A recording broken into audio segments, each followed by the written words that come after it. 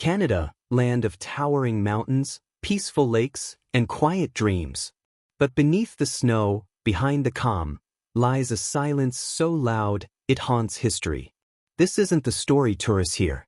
It's the story of a family that vanished. Their name? The Chahals.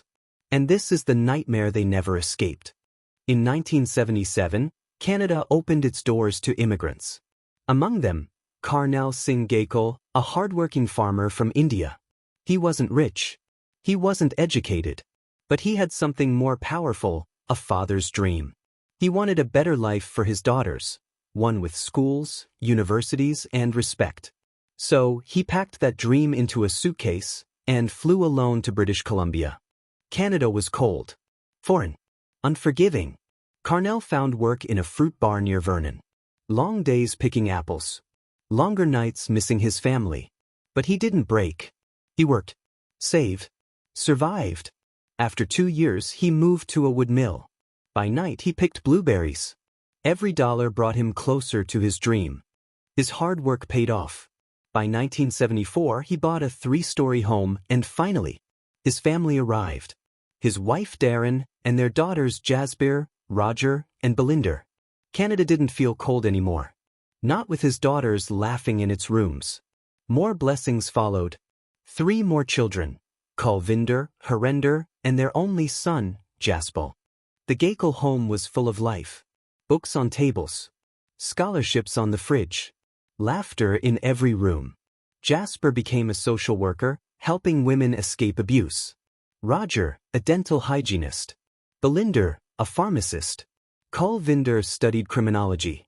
Harinder, a rising star, aimed to be a chemical engineer. And young Jaspal? Still in grade 9, but already showing promise. This wasn't just a family. It was a legacy in the making. As time passed, weddings followed. Jasper married Baljit Singh Chiran, nicknamed Roger, a correctional officer at Matsqui prison. They built a peaceful life in Abbotsford, and soon had 3 daughters. In 1994, Roger married Sukhwinder Vijay Chahal, known as Mark, a chartered accountant. They lived in Burnaby, just hours from her childhood home. But sometimes, the quietest homes hold the loudest secrets. And not all love stories are written with kindness. Their wedding night was supposed to be the start of a new life. Instead, it became the first scar. Mark had been drinking. An argument turned into a slap. A cruel word. A warning shot. And then the floodgates opened. The months that followed were brutal. Mark beat Roger relentlessly. He threw chairs at her. Dragged her by the feet. Bruises on her arms. Cuts on her face. Scratches on her back. Her body became a journal of pain. But the worst wounds were silent. He threatened to kill her if she ever told anyone. He controlled everything. Who she spoke to, where she went, even if she could answer the phone. Roger was imprisoned in her own home. And no one knew, not yet. You might wonder, why didn't she just leave? But Roger wasn't just a woman. She was a daughter raised on honor. On silence. On endurance. Divorce meant shame. Humiliation. Letting her parents down. So she endured. Until she couldn't anymore. One morning, Roger packed a small bag and walked out the door. No goodbye. No explanation. She went to her sister, Jasper, the one person who would understand. A social worker. A fighter for women in pain. For 3 days, Roger stayed with her. 3 days of breathing again. 3 days of strength. Then, she told her parents. The truth. All of it. Karnal and Darren were devastated. But they didn't turn away. They welcomed her home. And this time, with open arms. On January 5, 1995, Roger went to the RCMP. She filed a report. But she was still afraid, so she begged them not to name Mark. The police agreed. That choice may have sealed her fate. The Chahals tried to move on. They had another daughter to think about, Bawinder, now of marrying age. This time, they were cautious. No mistakes. They did background checks. Talked to government officials. The groom was an engineer with a good family and clean record. A date was set. But not rushed. They gave the couple a year to get to know each other. In the midst of healing, love returned to the Chahal home. But elsewhere, rage was quietly growing. Mark was unraveling. He lost his marriage, quit his job, lost his grip on reality. Years before, he had applied for a firearms license, just a precaution. But now, he used it.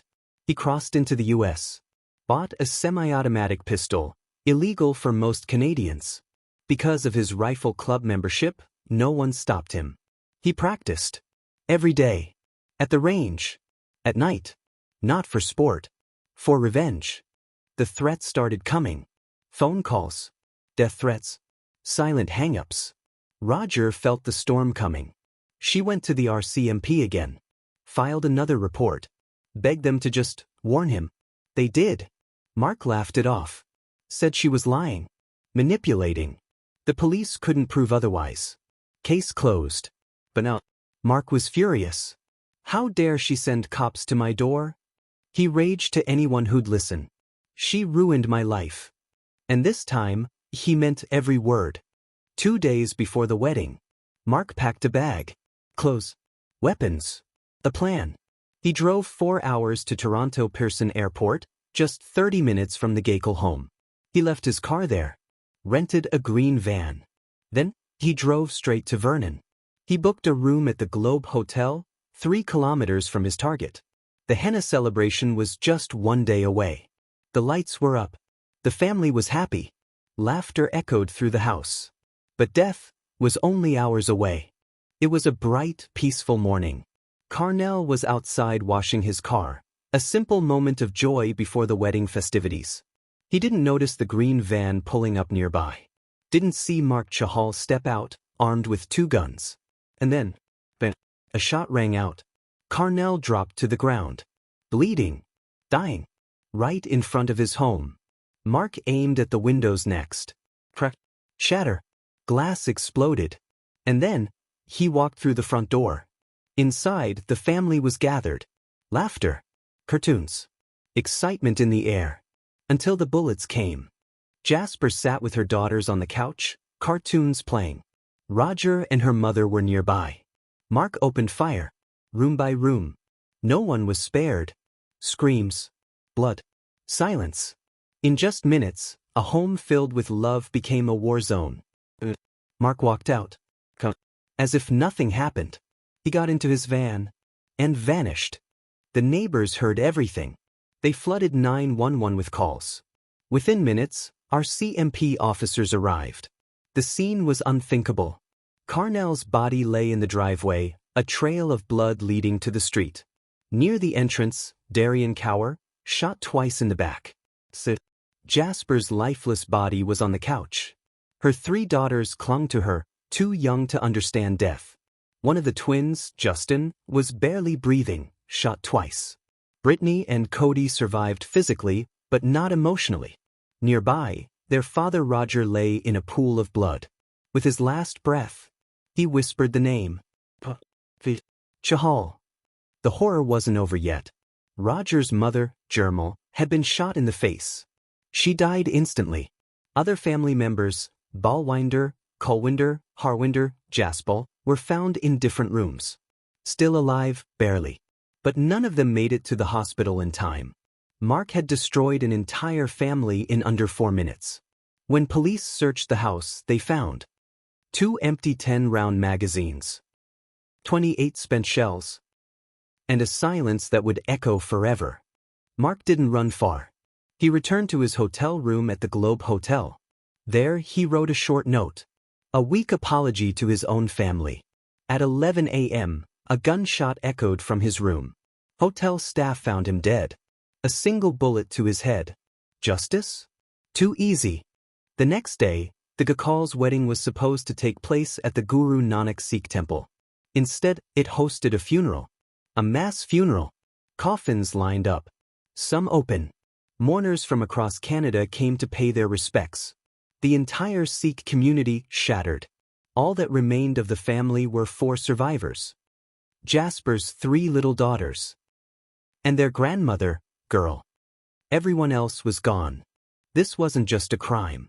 It was a massacre born of ego, obsession, and unchecked rage. Mark Chahal left behind no real explanation. Only pain. Only questions. This story is a brutal reminder. If someone shows you their violence, believe them. Don't wait for a second warning. Protect yourself. Protect your loved ones. Let this tragedy never repeat again.